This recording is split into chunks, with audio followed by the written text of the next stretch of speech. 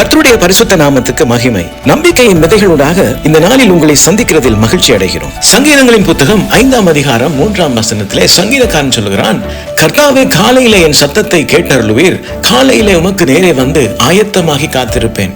சங்கீதக்காரன் இந்த இடத்திலே ஒரு ஒழுக்கமான இடைவிடாத காலை ஜபத்தை குறித்து பேசுகிறான். ஏன் அந்த ஜபம் என்று பார்க்கையிலே அந்த நாளின் அனுகூலத்துக்காக அவன் கர்த்தரிடத்திலே வருகிறான். தமிழிலே ஒரு வார்த்தை உண்டு, வெள்ளம் வரும் முதலியே அணை கட்டப்பட வேண்டும் என்று. அதே போல சூழ்நிலைகள் பிரதிகூலமாய் மாறுகிறதுக்கு முன்னாவே அவன் அதை அனுகூலமாக்கி கொள்ளுகிறதுக்கு கர்த்தருடைய சமூகத்திலே வந்து ஜெபிக்கிறான். பிரியமானவர்களே, இந்த ஜெபமானது ஒரு மூலதனமாக இந்த இடத்துல ஒரு வளமாக பார்க்கப்படுகிறது.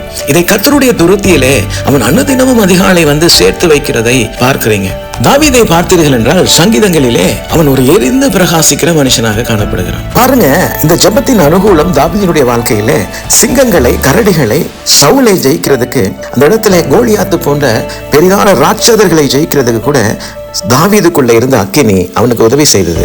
இந்த அக்கினி எரிந்து கொண்டிருக்கிறதுக்கான காரணம் அவனுடைய பலிபீடத்திலே அந்த ஜெபம் என்கிற அந்த ஊற்று அனுதினமும் கர்த்தரை நோக்கி எழுந்து கொண்டே இருந்தது. பிரியமானவர்களே, ஜான் நாக்ஸ் என்ற தேவ மனுஷனை குறித்து நீங்கள் கேள்விப்பட்டிருப்பீர்கள். ஸ்காட்லாந்து தேசத்தின் எழுப்புதலுக்காகவும் அந்த தேசத்தின் ஆவிக்குரிய சீர்திருத்தத்துக்காகவும் முழங்காலிலே நின்ற ஒரு மிகப்பெரிய ஜெப வீரன் என்று சொல்லலாம். அவர் என்ன சொல்லுகிறாராம், ஜெபம் என்பது ஒரு ஆவிக்குரிய யுத்தம் என்று அவர் சொல்லுகிறார். அவருடைய ஜெபம் ஒரு போராயுதம் போல அந்த நாட்களிலே பார்க்கப்பட்டதாம். அவருடைய ஜெபத்தை குறித்து ஸ்காட்லாந்தை ஆட்சி செய்த மேரி மகாராணி சொன்ன ஒரு கூற்று, ஐரோப்பாவின் சேனைகள் எல்லாவற்றையும் விட நான் ஜான் நாக்ஸின் ஜெபத்துக்கு நான் அதிகம் பயப்படுகிறேன் என்று சொன்னாராம். ஏனென்றால் ஜான் நாக்ஸினுடைய ஜெபத்திலே அவர் அரசியலை பார்க்கவில்லை, தேவனுடைய கரத்தை அந்த இடத்துல பார்த்தாராம். அவர் இந்த தாவீதை போல அனுதினமும் அதிகாலையிலே எழுந்து ஜெபிக்கிற ஒரு பழக்கமுடைய மனுஷன். அதே போல ஸ்காட்லாந்து தேசத்தின் ரட்சிப்புக்காக அனுதினமும் கண்ணீரோடும் அழுது புலம்பிய ஒரு தேவ மனுஷனாக பார்க்கப்படுகிறார். அது மாத்திரமல்ல, அவர் நம்பின மிக முக்கியமான ஒரு சத்தியம், ஒவ்வொரு எழுப்புதலும் தனி மனுஷனுக்குள்ள இருந்து உருவாகிறது என்று அவர் சொல்லுகிறார். அவருடைய ஜெபத்தை குறித்து ஒரு சிலர் இப்படி சொல்லுகிறார்கள், ஸ்காட்லாந்து தேசத்தின் எழுப்புதலுக்கான எண்ணெயாக அவர் பார்க்கப்பட்டாராம்.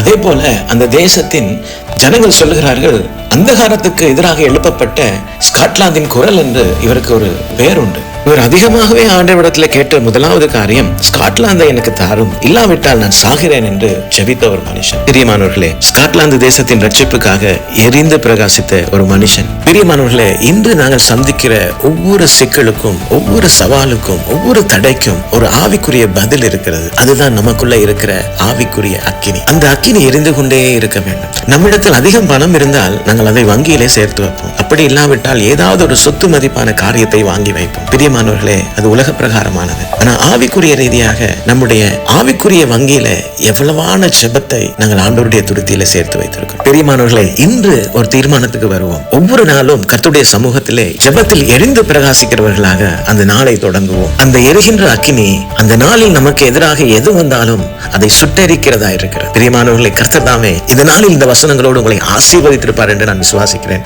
தொடர்ந்தும் பைபிள் மேரத்தான் வேத தியான பகுதியோடு இணைந்து கர்த்தருடைய ஆசீர்வாதத்தை பெற்றுக்கொள்வோம். God bless you.